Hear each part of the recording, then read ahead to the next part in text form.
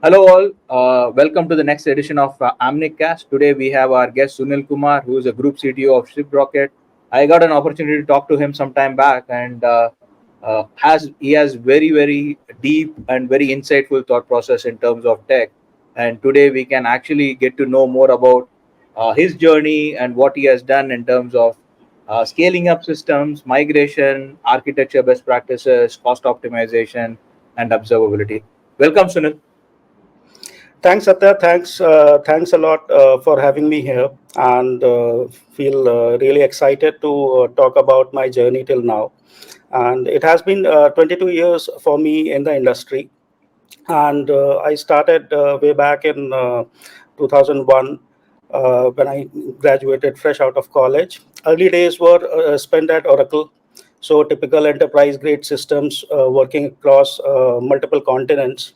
So there, the foundation of a developer was laid, and subsequently moved to a couple of startups and spend a lot of time around 6.5, 7 years with Reliance, and predominantly working into the media and gaming verticals. So it was around 12, 13 years back when we launched our first streaming service. So the likes of Hotstar and Netflix of today. So that was those were the days. So did went deep down, built multiple mobile games also. So and subsequently moved to Delhi around 8 years back, and was worked with Times Internet, and also was CTO for EazyDiner, which is a restaurant table reservation thing, and subsequently joined Shiprocket in 2019. Those were the early days for business. In the post-order journey, we have just started. So the current avatar, what we see of Shiprocket, started somewhere late 2017. So we were just uh, founding the product market fit. So just a bit about Shiprocket. So essentially, the endeavor is to have the direct to consumer e-commerce ecosystem in India. So when I say ecosystem, it includes both the seller and the end consumer to have the same experience in terms of ease of doing business and shopping experience as compared to the marketplaces. When I say marketplaces, the likes of Amazons and Flipkarts and Mintras of this world. So that was the paradigm which we started with. In terms of scale, just to give you a perspective, when I joined Shiprocket in that month, we did 500,000 transactions in the entire month. So, and today, while we talk, we clock little over 20 million transactions a month. Wow. So that is the kind of scale we have seen in last 4.5, 5 years.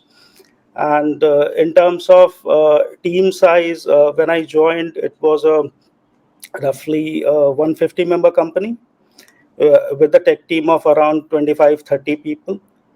And today, across all the companies, we have close to 300 people in tech, and the entire strength is around 1,500.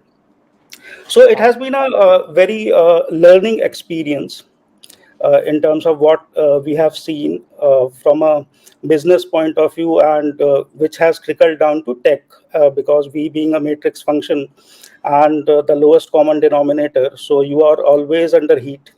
And be it the system uptimes, be it catching up with the business and product teams for features, be it satisfying our customers, because end of the day, no matter what you do, there are chances that there will be few instances where there will be blips. So you have to Yeah. be on your toes. You have to build your systems in a resilient fashion, so that you are the ones who are able to catch that information, those symptoms early on, so that you can Yeah. act on it. So all those things combined, it has been a really exciting and fun journey. As happens, Satya, it has been a mixture of learning experience. Uh, not just from a tech perspective, but because what happens as you grow from a development ladder, the first thing which you uh, play your hands on is the software side of things. Yeah, yeah. And then somewhat when you spend some time in the industry, you are given a flavor of the hardware side of things. Mhm. But with scale, so you see that it's like a iceberg kind of stuff, because without getting deep into hardware, so you won't be able to do justice with the software engineering or the product which you are Great. building. Yeah, Because if it can be a very simple thing as a communication between two services. So you, a developer or from a software perspective, will say that, okay, let me just expose a set of APIs. But is that the optimal thing beyond the point at scale? yeah. So these are the questions which are usually buried deep down uh, when the systems are not functioning at a beyond a certain threshold. But the moment you cross that threshold, every I must say every 10 or 15. No, it's an amazing stuff, right? I think you touched upon how you scaled from where you were to what it is, and I really like the hardware software you put, because at every point in time, hardware and software has to work in unison, right? Suddenly, when you start scaling, the way your architecture might not be the right one, right? So how did you achieve, like, your infrastructure and your overall architecture would have been very different from where you were to what it is, right now? Take us through the journey, right? Like, you talked about the overall growth. How did the infrastructure and your architecture evolve through this growth, right? What kind of, like, did you containerize? What are the modernization that you did to get to this point? So right, Satya.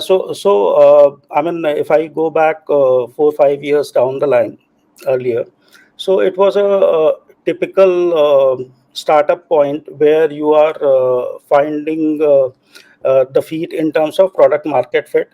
You are in a rush of building features. Yeah. Uh, there is cost pressure on you from a resource perspective also. You have to hit the market, hit the ground up and running, go to market pretty quickly in terms of your GTM plans. So as everybody starts, it was a monolith written in PHP, Mhm. and with MySQL RDS at the bottom, and you fire your jobs, you have your crons and whatnot. So but if I very soon we realize that we need to uh, architect and scale this system slightly differently. Mhm. I'll just take a minute and talk about how our system is different from majority of the systems which are Yeah. in the market. So if you look at a typical e-commerce or any especially B2C product, so you have your marketing campaigns, you have your demand generation tricks in the bag, SEOs and everything. People land up on your landing pages where you want them to. There's a typical funnel involved that, okay, if a million people come on your website, they browse your products, then they lead to your PDP page, and then they actually place a order after adding to cart. So it's a funnel which is coming up. So majority of these systems are read intensive systems, and if we look all around, there are multiple standard tricks in the book to scale a read intensive system. What we have Right, in yeah. in our case, the first step which what we picked up was to ease the post order experience for the seller and the customer. So when I say post order experience, so essentially if you place an order on, say, Amazon, so right from the PDP page where it says that, okay, Satya, if you will order this watch in next 3 hours, you will get a guaranteed delivery by tomorrow 8 p.m. And post that, you are hand-holded at every step, and you precisely know where your order is, as compared to if you order from abc.com. So you will say, after your order is placed, you will get a thank you message on your on the website, and post that you will receive a SMS from a Blue Dart or a e-card that okay, your packet is there and this is the AWB, and now you are on your own. So because we are not moving packets ourselves, and essentially we are integrated with almost all the courier partners who actually move the packet and deliver it. So all the scans are done at different courier companies end. And it is the onus of minimizing the lag uh, for the customer and the seller. It lies with us. So we have Yep. to be near real time in terms of those things. So Yep. imagine if millions of shipments are in transit, and each shipment is generating newer scans multiple times a day. So imagine the kind of noise or velocity or data which is generated in the system, that every time it has to be updated either through a webhook or through a polling mechanism, whatever the courier partner provides. In terms of webhook, there has to be a fallback and all that stuff, that in case webhook is not coming, then you have to ensure. So scaling such a system was very it was almost a first time for us, what we do. And this is one part of the story. Similar thing goes with the order fetching. So when I say order fetching, orders are not placed on our side.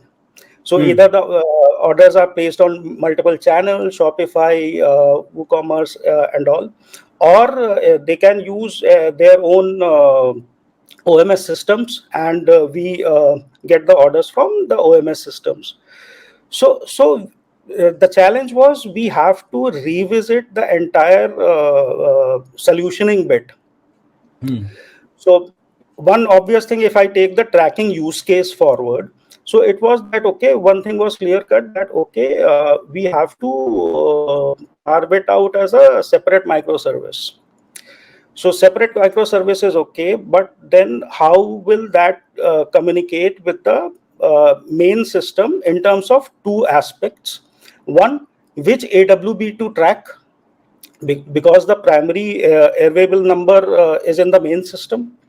And second goes, once the status is updated, and if there is a status change, then only the parent system or the main system should be notified.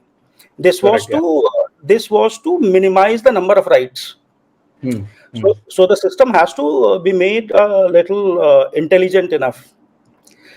So in terms of communication between services, we put in the KSQL DB and the Kafka thing which we had. From a solutioning bit, we identified that okay, in terms of flow, we decided that okay, we have to, and the number of services were increasing also in parallel. So the another thing what we decided that okay, we have to move to a event driven system. So when I say event driven system, so the moment a new shipment is manifested, when I say shipment is manifested, that means the AWB number is generated, which the courier provides. So that is an event, and now the journey has started.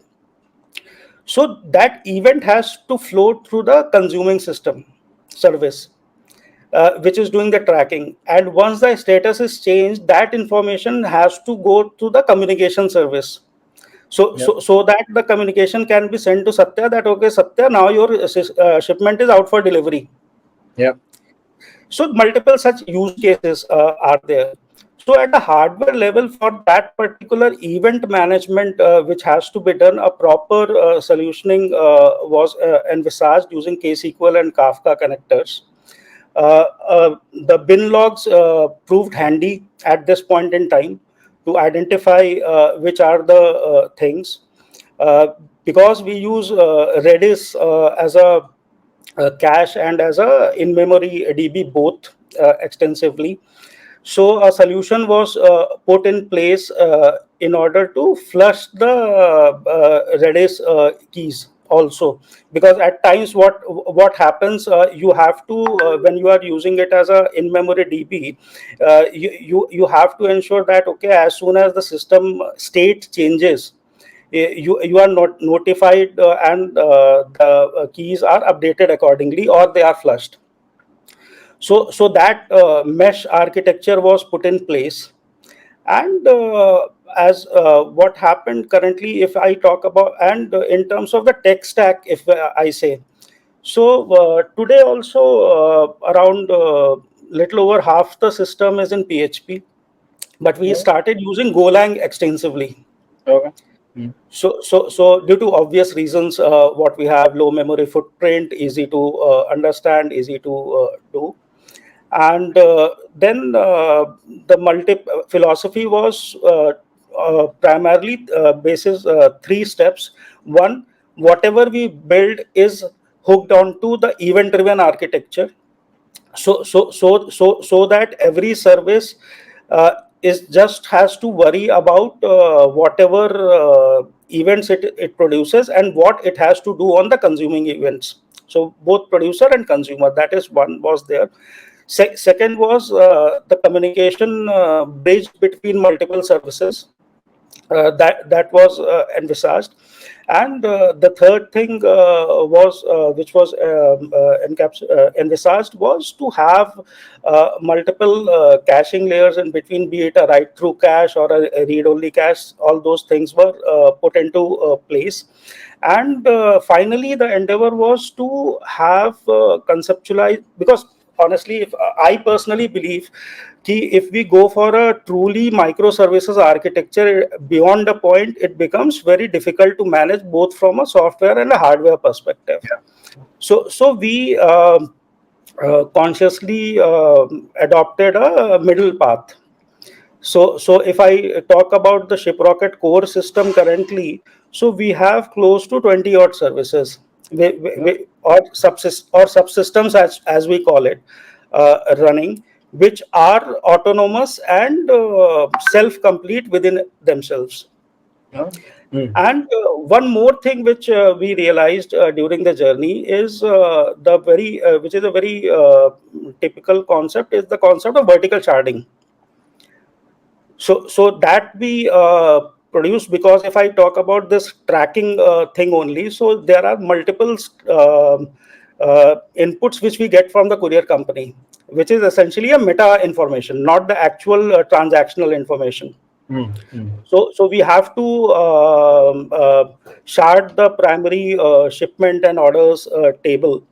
And due to these, just to put a case in point, due to these activities, what our primary DB, which was sitting as at around say 3.5 terabytes around a couple of years back.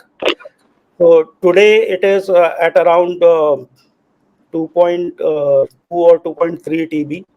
So it has reduced, and also we are able to arrest the velocity of growth. And finally, we embarked on our containerization journey some time back. So that is still in progress. So as a philosophy, any new products which we are doing, so we are using ECS for that. Okay. And there is a plan for which is, while we talk, it is already under execution, where we are slowly moving our all workloads towards it, and we foresee that within a quarter or so we will be there. Awesome. Awesome. Amazing. Thanks a lot for taking through the entire journey from where you were to how you're moving towards modernized, containerized architecture, right? Now, you've also done at this scale a huge migration, right? One is to build the system, get it running, scaling, re-architecting. The other one is the grown-up system has to be taken from one region to other region, right? Take us through why you had to do, and how did you plan, and how did you achieve that whole stuff, right? Right. So Satya, I mean, when I joined Shiprocket early 2019, so we were based in Singapore region, AP Southeast, and that is when we were thinking, ki, shall we move to Mumbai? Uh, but somehow we always resisted that temptation. Simple reason being, moving a running business is both complex, and also you have limited or no elbow room there in terms of if things go wrong. Especially the moment you talk about data. So we keep on wasting it, and the business kept on increasing in volume and size and complexity. But sometime April, May last year, uh, the talks of this data protection bill and entire customer information, PII information, those things were becoming inevitable. In the interim, what happened as we became bigger, our clients also became bigger. So few of the clients had requirement of having their customer information residing within India. So that was a prereq, or at least they wanted a assurance that okay, within such and such time frame, we will be able to do it. So when I say residing data in India, so it was not limited to just a copy of data, but it was that their data will not reside outside India. Yeah. So it started from there, essentially, and we have a lean DevOps team with us. So at that point in time, we had 4-5 people in DevOps with us, and that is when, and also it will require certain sponsorship from the management also. Because you will be running parallel workloads, slowly migrating and all that stuff for 3-4 months time frame. So that sponsorship, I mean, Sahil was kind enough to, Sahil, who is our founder and CEO, was kind enough to understand and make it happen. So we started this project somewhere in August last year. Okay. So the first thing was entire August was spent in the discovery, because what happens, we as a company also, I mean, growing as a startup, we are not a CMM level company where we have all processes in place, we have all entire documentation from the code and server perspective both. Yeah. We don't have that. So there are a lot of unknowns. There is a lot of information and knowledge which is residing in people's minds. Lot of things which have to be discovered. Lot of things in terms of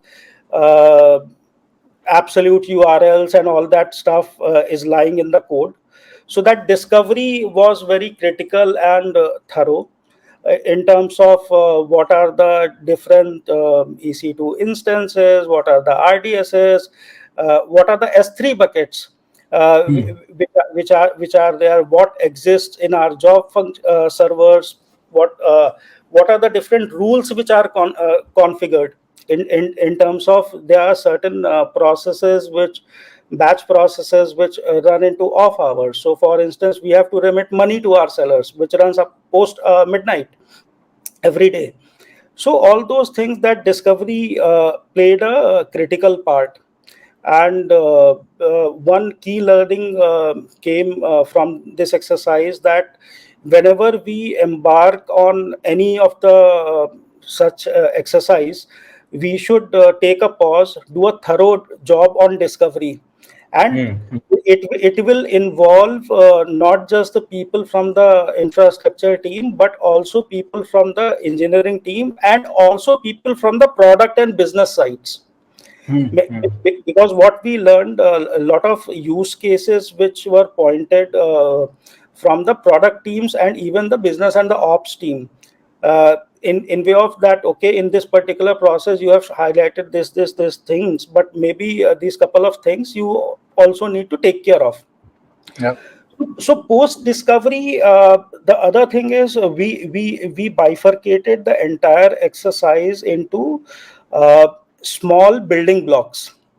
when I say small building blocks, so we just some time back we talk about multiple services. So we have certain replicas, we have our master DBs. So as a Yeah. POC, or as the first thing, we picked up a small service. The first thing was to make a replica in the Mumbai region. Yeah. See, and see if it was able to catch up and all that stuff which was happening, and build a pipeline, so that and do a performance testing, optimize it so that your reads are within permissible limits. You put a plan that, okay, in that particular case, what is the time frame in which you will migrate the service. You look at all the dependencies from a bucket perspective. When I say bucket perspective, what are the jobs which are there, what are the crons which are there, what are the caches which you have to migrate, and all that stuff. You put a timeline to it, and try to move one by one in terms of, so for instance, you move the S3 buckets first. So Hmm. because and then you try to test it, that okay, what all related to that service. So, and then finally, in the end, the biggest thing which comes is your master DB, Hmm. which you have to move and take care of it. So Yeah. for that, one thing is for sure, uh, you have to take a downtime for that, and assess. But end of the day, unless until the master DB is moved, you have a parallel setup running and fulfilling requests from the new setup. And till that time, you have your original one also there, so that in case of, and you have to be prepared in case anything goes wrong, you will have to switch it back. Yeah. So those things were being done. And there was certain hiccups in some of the services, in the sense that it was related to discovery, that you forgot, you missed out that okay, this is a particular process which was also dependent on some other service, and you end up moving the entire service, this particular component, to a new region, and then you realize that it is dependent on something which is currently running in Singapore, and Yeah. you haven't made a provision for it. Hmm. Hmm. So then you move back, you do another session, and then you regroup at midnight the following day, and then you do it. So things like those happened, but entire activity lasted for around September, October, November, and first week of December. So roughly little over 3 months. 3 months. Three months, and in those 3 months, for the last month or so, if I see from a spend perspective, so we did spend around 70-80% more of what our regular spends were in this Wow. particular activity. Hmm. And but it gives me much faith and confidence that when we did the switchover of the core service on in first week of December last month, it was a smooth sail. It was a smooth sail. So the key learnings, if I have to summarize from such an activity: spend time on discovery, involve other departments also, not just the tech team, because they have also have the context. Second, break it down into smaller chunks, and chunks which fulfill either a functionality as a whole, or from a tech perspective, they encapsulate one particular operation. Hmm. So, so, Hmm. those will be the two qualifying criteria for identifying the chunks. And subsequently, once you move those chunks, which are self-contained units, then you observe them. And also, when you are making a move, all the departments should be aware that a move has been made, Move it. so that even if in case of the smallest noise, everybody is on its toes that something has changed, let us do it. Yeah. So and finally, over the course, take those learnings alongside, and then it will be okay. But yes, these stuff are really complicated. Yeah. Just a follow-up question, right? When I have done these kind of stuff, right? One of the biggest thing is to take care of the latency, right? Yes. Because Singapore to India will have a latency.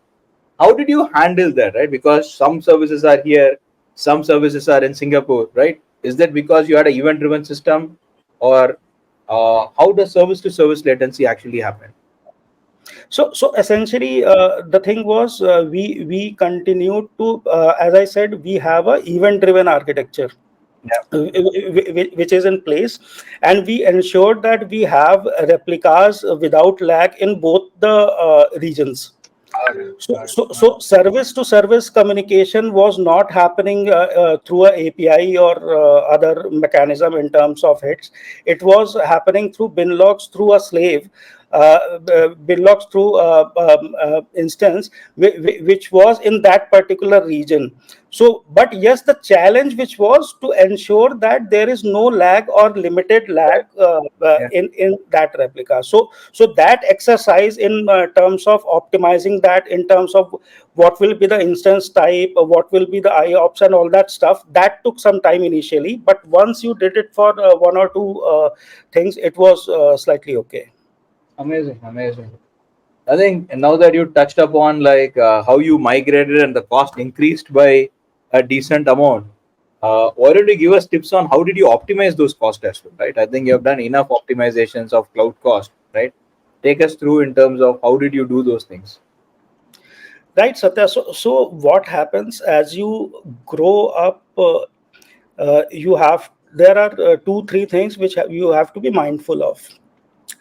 One, at the team level, there has to be certain governance in place. Mhm. Because at this scale, I mean, if I say, if my VP of engineering wants to set up something, and the DevOps head says that okay, there is a cost implication, and if there is no governance mechanism there, the moment you come to know the damage has been done. I'll give you a simple example here. In one of my our subsidiary companies, the DevOps team was enhancing the logging mechanism. So they were Mhm. setting up the ELK and other stuff. What we do, so usually what you do, you have your servers running, you use FileBit or something similar. You collect the logs and put it on a server. You use traditional log stash and other stuff, and you put a visualization layer on top of it to save your cost. This is a Mhm. this is the normal playbook which every company uses. And what happened there? The team which was working on it, it just collected the logs and just pushed into CloudWatch or something like that. Okay. And the moment, and the scale is not much, but we burned down 10 lakh rupees in couple of days. Wow. 10 lakh Wow. rupees in couple of days. So Wow. classical learning there, the governance was bypassed. So Correct. if Yeah. Mhm. it was not discussed that okay, we are putting such thing, because people in the team are aware we have done it at a larger scale and all that Yeah. stuff. Yeah.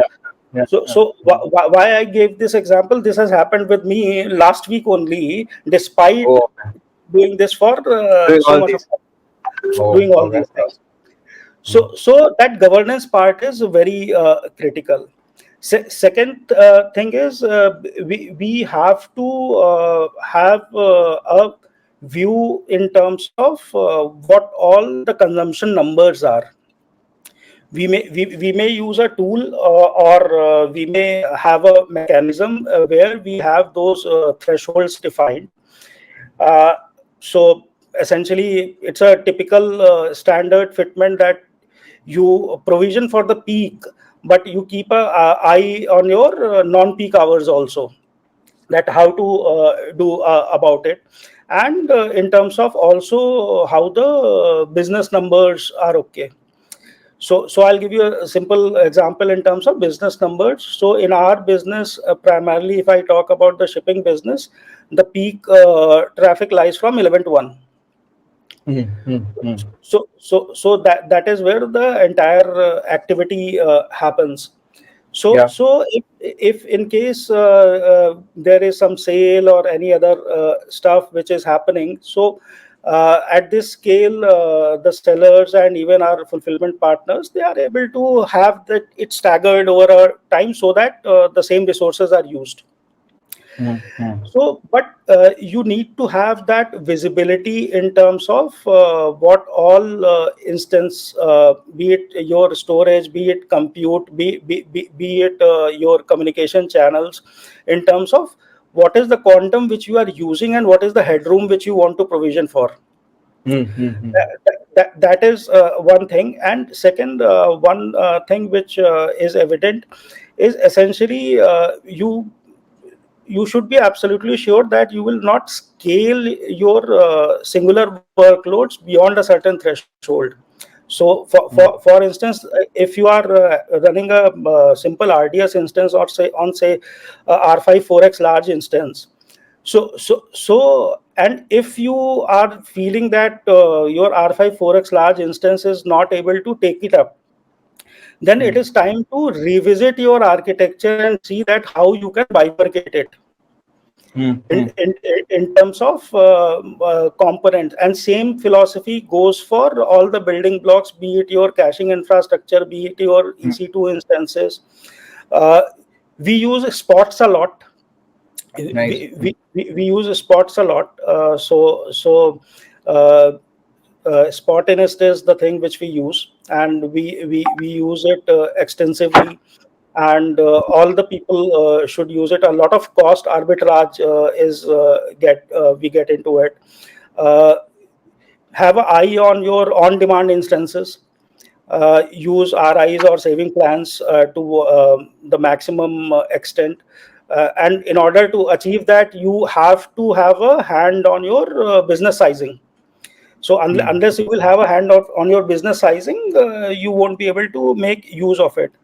And Correct. also, when I said about the governance, so that philosophy should percolate in the entire team. Should percolate in the entire team, and of also, because unless until that percolates in the entire team, that discipline. So I gave you the example of 10 lakh rupees in one and Yeah. a half 2 days. Because at this scale, the loss quantum is pretty high. Correct. Yeah. That is another thing which is there in terms of cost saving. And finally, I have played around with a few of the tools which give you insights, which ready-made insights and recommendations for your infrastructure. And you tend to realize that all okay. So there are two aspects to it, Satya.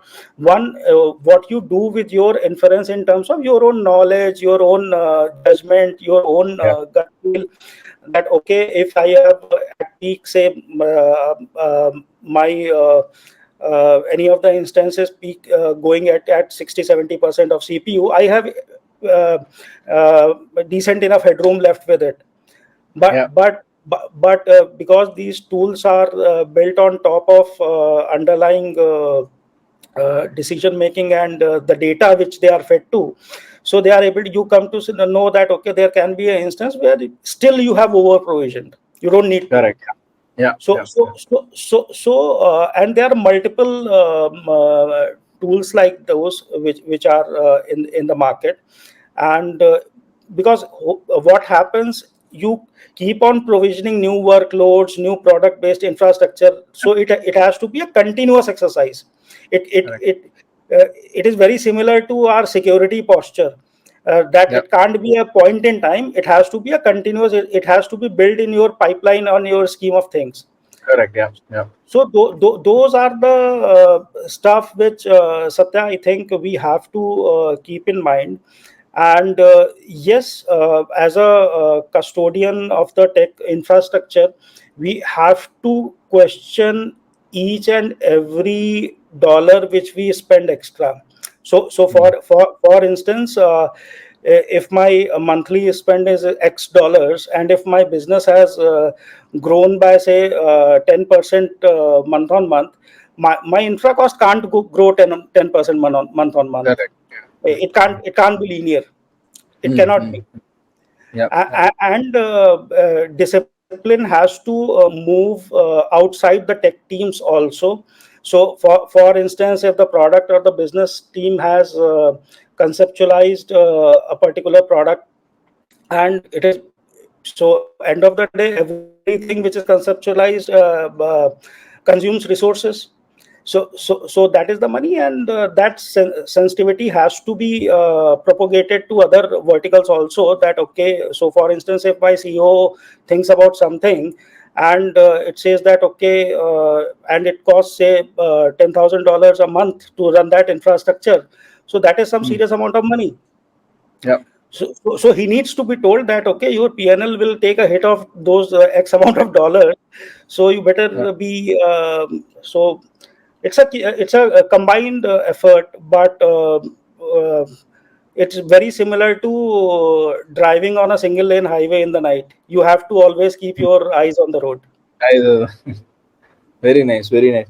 Just a follow up question, like you talked very much on the tech part of it, right? And you also brought in an interesting perspective. It also needs to be with the team, right? Because every team also needs to have. How do you build that mindset? Because technical, you can build, you can have tools, you can monitor and all those things, but inculcating that into the team, right?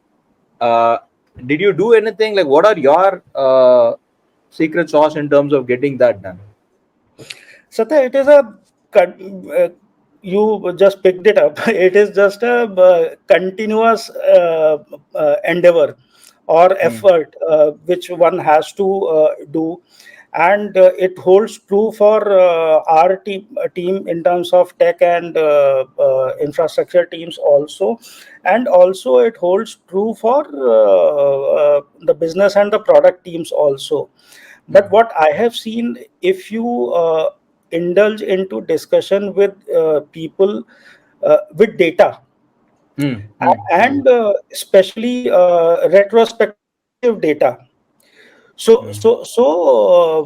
Retrospective data. So when you go into discussions with people with retrospective data, and then your recommendations.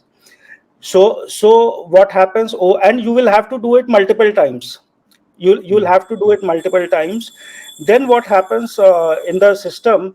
Uh, in the system, it happens that it becomes a habit. So it is about the habit formation in terms of. So for instance, I'll give you a simple example. Uh, we have multiple sales which our customers keep on going. So definitely, if the customer is saying that my business will be increased by such and such percentage, then at the Hmm. background we have to provision for resources. Yeah. Yeah. Because just to give you a perspective, today if I am catering to 80-90,000 sellers on a monthly basis, and this is festive season, and this is high season time for them. So but if someone if from the team gives me specs that okay, this is the incremental volume which I am expecting, so from that perspective, if that is not fulfilled, then I have that data point. So because that is a cost in which I have already incurred. Yeah. And so there are two things which have emerged for it, that okay, at times you have to deduce your own information, not just go by specifically what is being Correct. said. And that is a very thin line on which you are walking, because Hmm. if your interpretation is wrong in terms of goes wrong in terms of your endeavor is to save few dollars, but you may face capacity issues. Correct. Yeah. Yeah. Yeah. So things like those are there. Amazing. Let's touch a bit on observability, right? At this scale, like how do you manage? You talked about monitoring cost and how you are on top of it. How do you monitor and make sure that you also touch upon resiliency in terms of the start itself, right? Like, how do you make sure that at this scale, like you are able to handle that kind of a load and be resilient enough that systems keep running? So rightly pointed out, Satya. You, See, I fundamentally feel that you can solve any problem provided you admit there is a problem. Yeah. So, and in order to admit there is a problem, you should be aware that there is some problem. Hmm. So for that, in terms of, you have to have a stack for your entire infrastructure, your business, and the overall correlation between them. I'll tell you, it is not just related to the server side of things, because server side of things is absolute truth, as we say, as we speak. Yeah. So, for instance, if the CPU is going high, or there is a increase in the disk needed and all that stuff which is happening, so there are specific tools for it. You put it. You can use your Prometheus, Grafana, and all that stuff which you can make. You can monitor your Redis instances, that okay, what is the hit ratio, what is the disk size, and all those stuff which are happening. In terms of RDS, you can have your throughput in terms of disk, IOPS, latency in terms of connection, CPU, everything. You can build hooks into channels, so that you don't have to go back and open the panel. It can be your Telegram channels, it can be your Slack channels, it can be anything depending on whatever you have. Very, very similar to webhook. One piece of learning is, do not push each and everything into alerts. Build some sort of rationalization there. So for instance, I'll give you a simple example. So for instance, if you have put in an alert that okay, if you see that your DB instance is having a peak connection of say 400, and the moment it crosses 400, you trigger an alert. Please don't do that. Let it persist for some time. Quite often that not it will subside.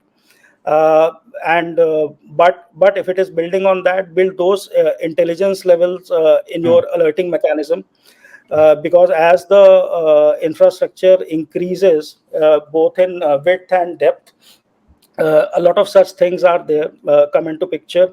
Second thing is, you will have to identify and calibrate your channels accordingly, so that you are not cutting it too thin, or also you are not putting everything into one place.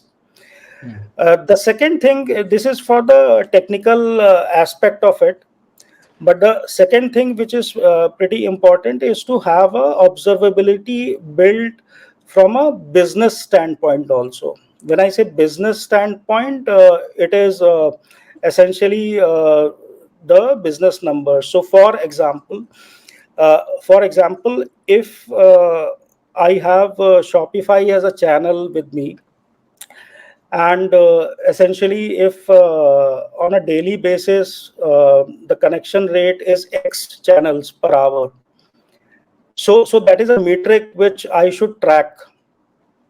Hmm. And if that number goes up or down significantly, then that is something which should be part of my observability, because that Yeah. will have a impact on the business. And from a technology standpoint, I will have to enhance it.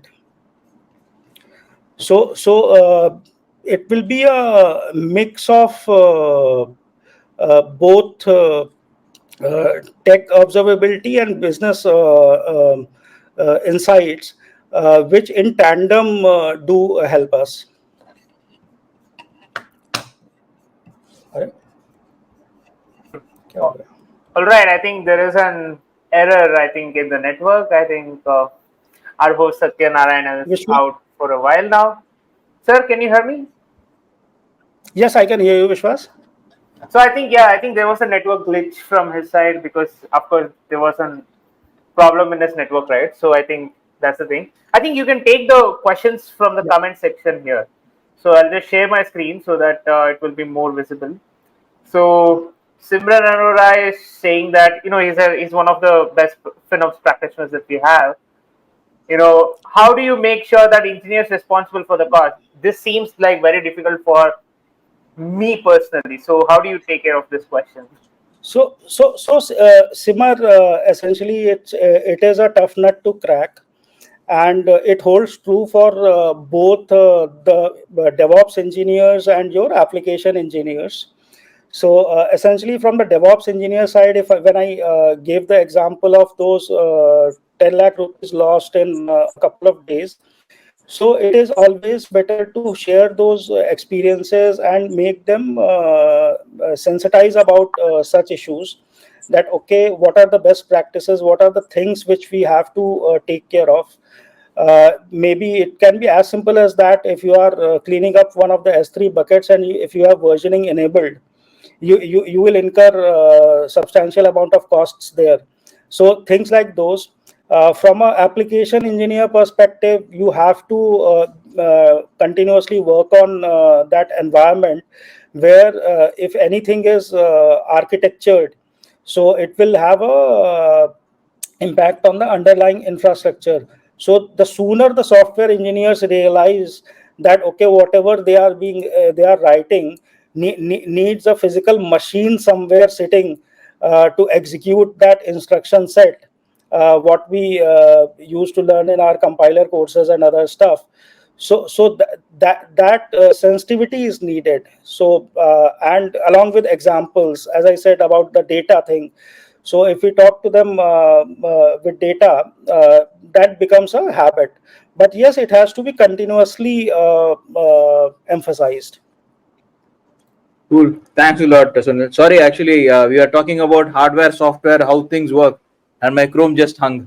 And then I was able to hear you, but I was talking and you were not, so I had I, to wa- rejoin. I honestly, I was slightly confused. Is it only me here who is talking, or it is issue with me? No, I was able to hear, but Yeah. then suddenly I realized that nothing was moving. Then I know that, Hmm. okay, Chrome, like, I think software No was worries. working, No but worries. Chrome just hung, and So, then, like, so I had to Jyoti has a question about the database size. yeah. So yes, Jyoti, we did a couple of things. I talked about vertical sharding.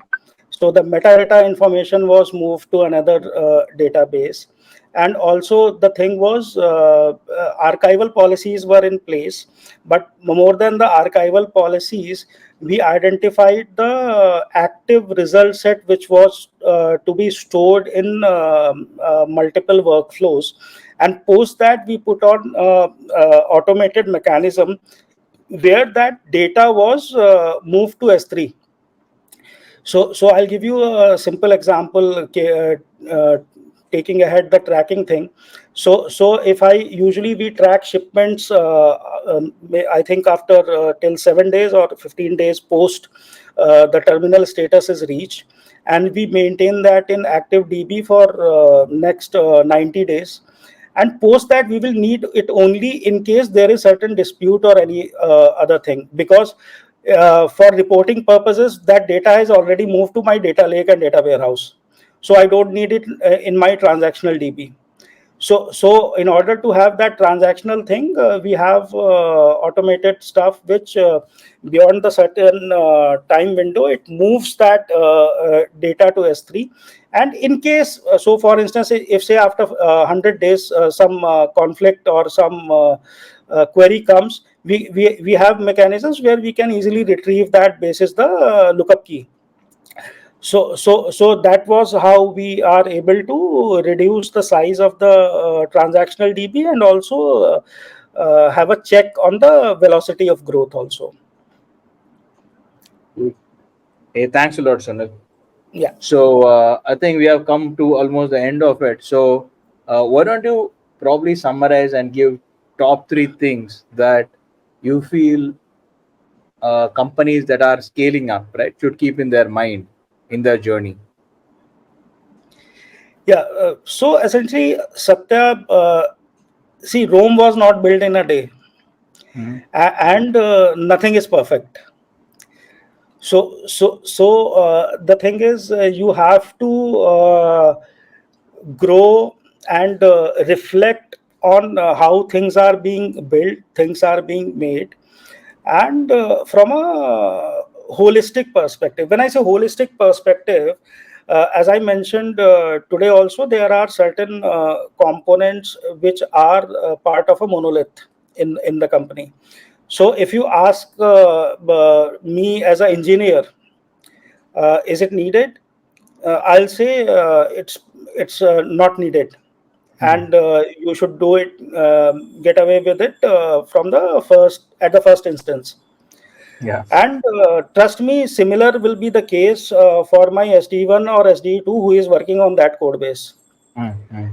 In fact, they will be more vehement in pushing it through. Yeah. But if you look from a overall scheme of things, so yes, it will be done, but there is a time assigned to it, and there are certain, because end of the day you have only finite amount of resources, and Correct. Yeah. be it in terms of money, be it in terms of people. Yeah. So when we were around 25 people at Shiprocket in tech team, then also we were short of people. Today, if we have 300 to 50 people, then you also have short of people.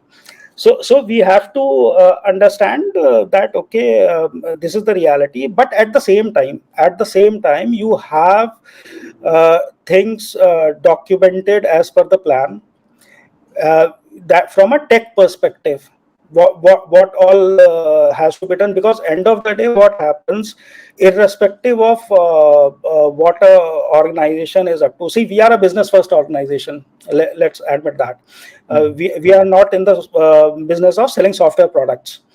So we are selling a offering. So from that perspective, the growth which is envisaged in the company is about, from the features, it's from the new product launches, it's from other things which you add to the product suite. Correct. But it is you and your team which has to be mindful that the iceberg is lying this much below the water.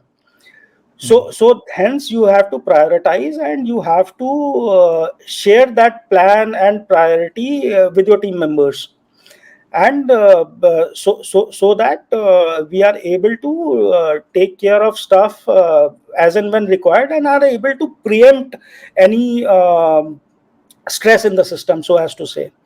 So that is a continuous process which one should do. The second thing is essentially the way the landscape is changing pretty rapidly.